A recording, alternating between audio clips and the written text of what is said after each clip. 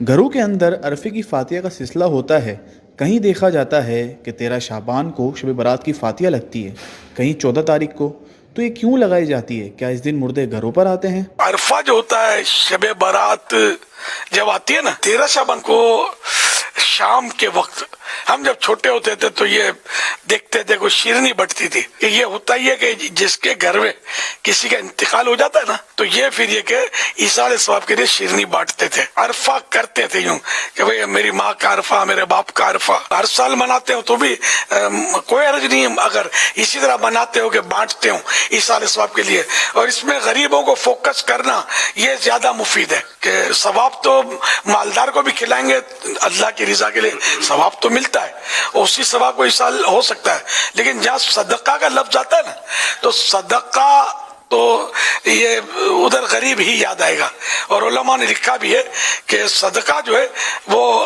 غریبوں کو دیا جائے تو ایصال ثواب جائز ہے، چاہے حلوے پر کرے، چاہے پپیتے کے ٹکڑے بانٹ دے، کوئی ایک مثال ہے، یا کوئی مطلب پھل بانٹ دے، کوئی کھانا ہی کھلا دے، پانی پلا دے، شربت پلا دے، ایصال ثواب تو ہر پاکیزہ چیز پر ہو سکتا ہے، کپڑے کسی کو پہنا دے۔ مردہ عید پھر کس کو کہتے تھے ہمارے یہاں کہ مردوں کی عید؟ اور پھر کئی ایسے گھروں کو بھی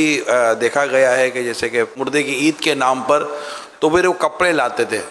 اور کپڑے لا کے جیسے کہ یہ جو ہمارے جو مرحوم تھے نا یہ اس طرح کے کپڑے پہنتے تھے تو عید کے طور پر وہ کپڑے عیدی کے طور پر یہ مردہ عید کے طور پر دیے جائیں، تو اس کے بارے میں آپ کیا فرماتے ہیں؟ مردہ عید اسی لیے بولتے ہیں اس کو، عرفہ کرتے ہیں۔ ایک روایت فتح رضویہ شریف میں لکھی ہے، مومنین کی روحیں ہر شب جمعہ، روز عید، روز عاشوراء اور شب برات کو اپنے گھر آ کر باہر کھڑی رہتی ہیں، اور ہر روح غمناک بلند آواز سے ندا کرتی ہے، پکار کر کہتی ہے کہ اے میرے گھر والو، اے میری اولاد، اے میرے قرابت دارو، صدقہ کر کے ہم پر مہربانی کرو، رائے خدا میں کچھ دو اور ہمیں اس کا ایصال ثواب کر دو۔ ہماری نیت سے صدقہ جو ہے یہ ان کے لیے ایصال ثواب کے لیے کرنا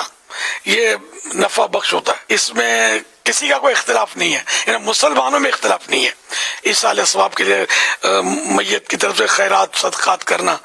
صحابہ کرام علیہم رضوان کے لیے تو یہ ان میں تو یہ معمول تھا کہ جب کسی کا انتقال ہو جاتا 7 دن تک مسلسل ایصال ثواب کے لیے کھانا کھلاتے تھے اس میت کی طرف سے۔ اور وہ کام جس کا تم بولو گے